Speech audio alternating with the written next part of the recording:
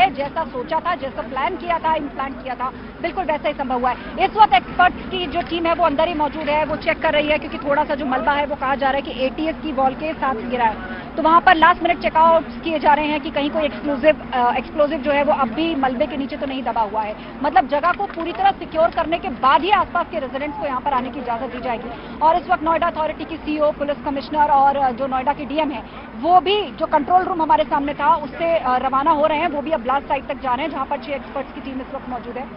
Camera person से कहूंगी दिखाए वो पैन करके। पार्क में अब लोग टहलने लगे हैं, क्योंकि लोगों में कॉन्फिडेंस आ गया है कि अब सब कुछ ठीक है। कुछ लोग फोटो कैप्चर करना चाहते हैं, हालांकि पास जाने की इजाजत किसी को नहीं है। ये लोग जो दीवार फांद कर जा रहे हैं ये भी गलत है ये भी, इनको रोका जाना चाहिए। हालांकि साइट पर अभी ये चेकिंग चल रही है कि मलबे के अंदर कुछ और एक्सप्लोजिव तो बाकी नहीं रह गया है। एक्सपर्ट टीम उसको देखिए भगा दिया गया है, इनको भगा दिया गया है। ये लोग देखिए जो दीवार फांद करके आए थे, अब वापस किसी ने इनको भगाया है, ये वापस दीवार कूद के जा रहे हैं। सही है, मुनासिब है, इस वक्त वहां पर जाना सेफ नहीं है। और वो एक्सपर्ट की टीम वहां पर पूरे मलबे की जांच कर रही है और चेक कर रही है। उसके बाद जब इसको सेफ डिक्लेयर किया जाएगा, एक मीटिंग होगी नोएडा अथॉरिटी की सीईओ, पुलिस कमिश्नर और डीएम, वो भी पहुंच रहे एक्सपर्ट टीम के साथ। तो वहां पर पूरा एनालिसिस होगा, एक मीटिंग होगी और उसके बाद इसकी जो संपूर्ण जानकारी है वो मीडिया को दी जाएगी। और साथ ही जब तक पूरे इलाके को सेफ डिक्लेयर नहीं कर दिया जाता एक्सप्लोजिव से, उसके बाद ही लोगों को आने की इजाजत होगी। तो एक अंदाजन समय बताया जा रहा है कि शाम के 6:30 बजे के बाद मुमकिन है जो आसपास की सोसाइटीज से लोगों को शिफ्ट किया गया है उनको आने की इजाजत दे दी जाए। हमारी सहयोगी नीलू भी हमारे साथ जुड़ी हुई है। ओवर टू यू नीलू।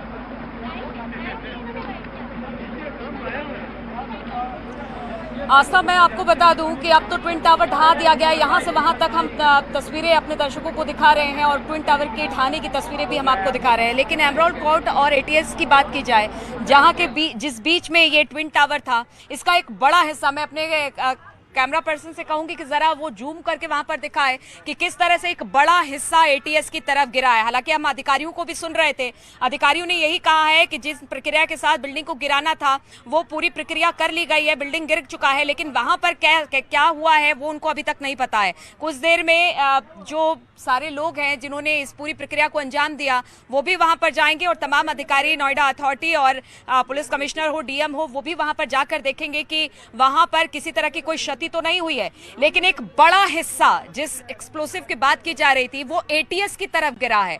हो सकता है कि डैमेज हो, क्योंकि जहां पर हम थे वो 800 से 1 किलोमीटर के दायरे में है, वहां पर भी कंपन महसूस किया गया है। तो जब ये बड़ा हिस्सा वहां पर गिरा है तो हो सकता है कि एटीएस की तरफ जो ये बड़ा हिस्सा गिरा वहां पर कुछ क्षति हुई होगी, क्योंकि हम देख पा रहे हैं जो फाइबर शीट थी उससे धूल और मिट्टी को अंदर जाने से रोका गया था, फाइबर शीट लगाई गई थी, लेकिन वो भी डैमेज हुआ है थोड़ा सा और बिल्डिंग का एक बड़ा हिस्सा भी गिरा है। तो अब ये देखना होगा कि जब अधिकारी और तमाम लोग अंदर जाएंगे तो वहां पर किस तरह की क्षति होगी, या क्या हुआ है क्या नहीं हुआ है, उसके बाद ही वो जानकारी देंगे। अभी लोगों को कहा गया है कि अगर सब कुछ ठीक रहा तो 5:30 बजे तक वो अपने घरों में लौट सकते हैं, यानी कि एमराल्ड कोर्ट के लोग और एटीएस के लोग। लेकिन अगर वहां पर क्षति हुई होगी तो अभी फिलहाल उन्हें जाने नहीं दिया जाएगा। मलबों का ढेर भी हम आपको ऊपर से दिखा रहे हैं, भारी भरकम मलबा है, 3 महीने में हटाने की बात कही जा रही है। स्मोक जो था वो हवा के विपरीत दिशा की तरफ गया है, तो अभी बहुत ज़्यादा नहीं है। जगह जगह पर हम स्प्रिंकल करते हुए या फिर हम देख पा रहे हैं कि दमकल की भी गाड़ियाँ हैं और बहुत सारी ऐसी हैं जो कि धूल और मिट्टी के कणों को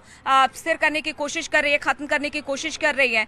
लेकिन जिस तरह का स्मोक होना था या फिर जिस तरह से धुएं का गुबार था, हम ये कह सकते हैं कि हवा की गति उस वक्त उतनी तेज़ नहीं थी, जिसकी वजह से बहुत ज़्यादा स्मोक दूर दूर तक नहीं फैला है। हाँ, स्थिति थोड़ी सी इस वक्त ख़राब ज़रूर है कि जिस तरह हवा का रुख था उस तरफ स्मोक गया है। लोगों को एहतियात बरतने के लिए कहा गया है। अगर किसी को सांस लेने में परेशानी है तो उनसे भी कहा गया है कि आप मास्क लगाकर रहे। बड़े बुजुर्गों को अब भी ताकीद यही की जा रही है कि आज या कल जब तक धूल का गुबार पूरी तरह से छटता नहीं है तब तक आप अपने घरों के बाहर ना निकले। लेकिन सबसे बड़ी बात यह है कि ट्विन टावर ढहा दिया गया है, भ्रष्टाचार की बिल्डिंग को ढहा दिया गया है, जिसके गवाह हम भी बने हैं और बाकी लोग भी बने हैं, और इससे पहले ना कभी हुआ था और ना कभी होगा। लेकिन जो एक बड़ा हिस्सा एटीएस की तरफ गिरा है वो अब देखना होगा कि किसी तरह की कोई क्षति इस बड़े हिस्से तो नहीं हुई है। जो इस वक्त हम आपको दिखा रहे हैं कैमरे से, मलबे का एक बड़ा पहाड़ वहां पर दिखाई दे रहा है। धूल के कण भी उस जगह पर बहुत ज्यादा हैं, इसलिए अधिकारी अब वहां पर जाएंगे, देखेंगे, सारी चीजों की जानकारी लेंगे और उसके बाद ही ये जानकारी हम तक पहुंचेगी कि किसी तरह की कोई दिक्कत वहां पर नहीं हुई है, किसी के घरों को कोई डैमेज नहीं पहुंचा है। सबसे अच्छी बात यह है कि तैयारी मुकम्मल की गई थी, लोग वहां पर नहीं थे, इसलिए किसी तरह की कोई जनहानि या फिर किसी तरह की कोई चोट, इस तरह की बात तो हो ही नहीं सकती है। हाँ, बिल्डिंग को कितना नुकसान पहुंचा है इसका